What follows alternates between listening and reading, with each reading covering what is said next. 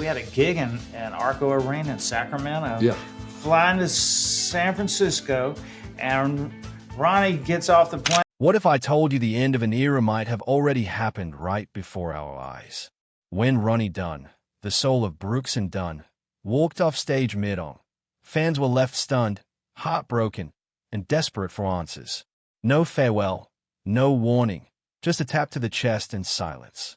Now at 71, Ronnie is finally breaking that silence. And what he reveals about the future of Brooks and Dunn will leave you speechless. Stay with us because this isn't just a story about country music. It's about legacy, loss, and one final truth. April 3rd, 2025. Inside the Gainbridge Fieldhouse in Indianapolis, 20,000 fans packed the arena.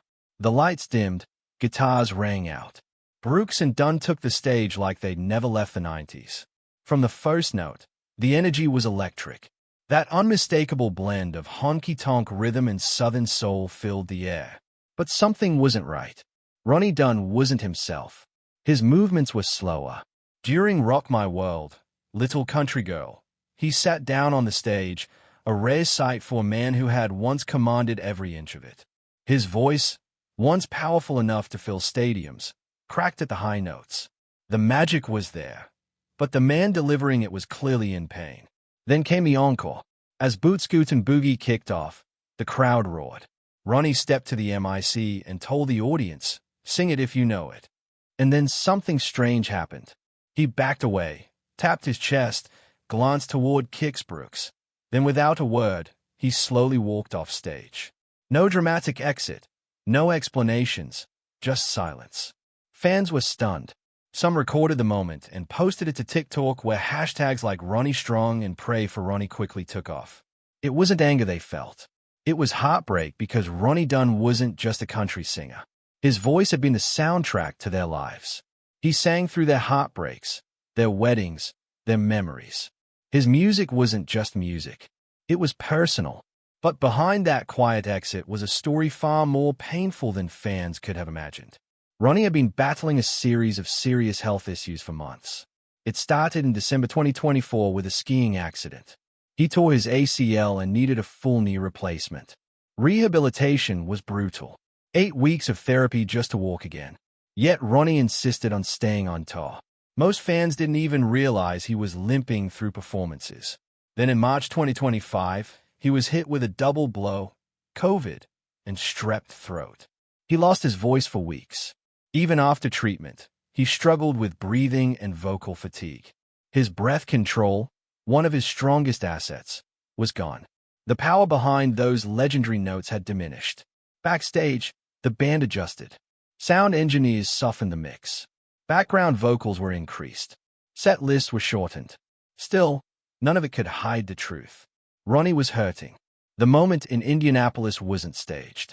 It was real. It was raw. It was a man whose body had finally said, "That's enough." But the next night, something remarkable happened. Ronnie performed in Peoria, Illinois. The show went on. A public statement followed. He had been sick. He was recovering. And no, he wasn't retiring. Not yet. To understand why this hit so hard, you have to understand the journey that led Ronnie Dunn and Kix Brooks to that stage. Long before they were icons, they were just two struggling solo artists.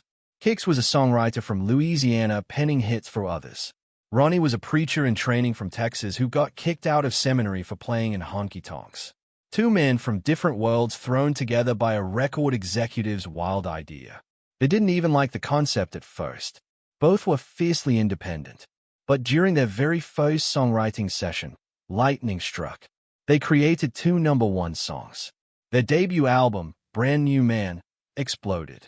It sold over 6 million copies and turned the country world upside down. Over the next 2 decades, Brooks and Dunn dominated the charts.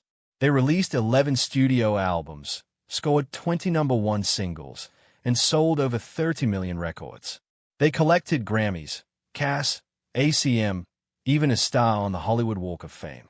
But behind the fame was friction. Creative tension started building in the late 90s. They began recording in separate studios. Disagreements over direction quietly escalated. And in 2009, they shocked fans by announcing their split. Their farewell tour, The Last Rodeo, was bittersweet. One last ride before the curtain closed.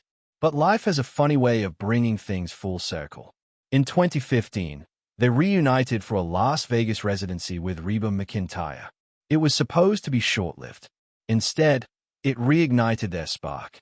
They were back, older, wiser, and somehow better. Then came the reboot albums.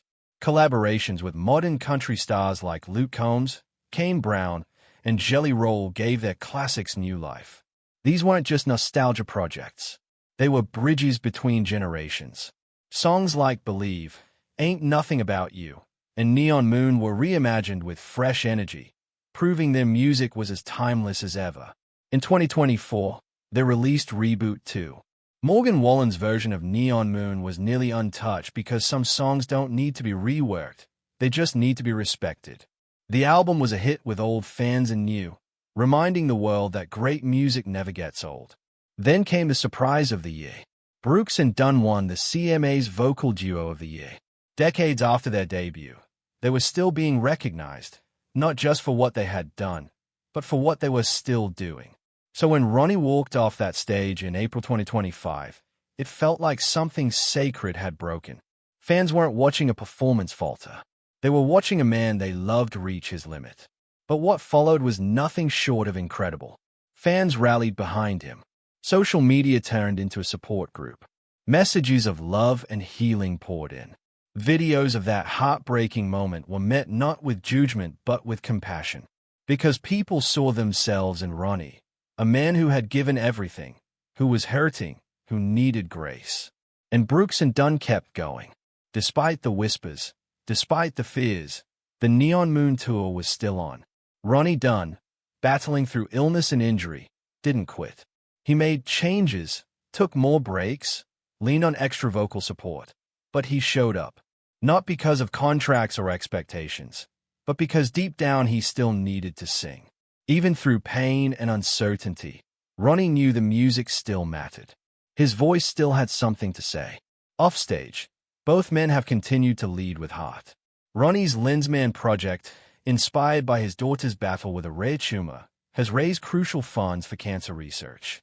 Kix Brooks, ever the passionate humanitarian, has supported countless children's hospitals and education programs. His Keep the Music Playing initiative has poured millions into school music programs. He even shares his love of food through his cooking show, bringing fans joy in more ways than one. Brooks and Dunn have never just been performers. They've been healers, storytellers, and givers. So, is this the end? Not even close. They've renewed their recording contract. They are still writing, still showing up, still dreaming. Ronnie's quiet exit that night wasn't a goodbye. It was a pause, a rare, raw reminder that even legends feel pain. Even icons need grace. But they are not done. Not by a long shot. And neither is the music. And if anything, that vulnerability made him more legendary. Because in that moment of silence, he spoke louder than any encore ever could. This isn't a goodbye. This is resilience. The story of Brooks and Dunn isn't over. Not by a long shot. And the music, it's still riding strong. If you enjoyed this story, be sure to like, share, and subscribe for more powerful country music moments. Drop a comment with your favorite Brooks and Dunn song. And don't forget to hit the bell so you never miss an update.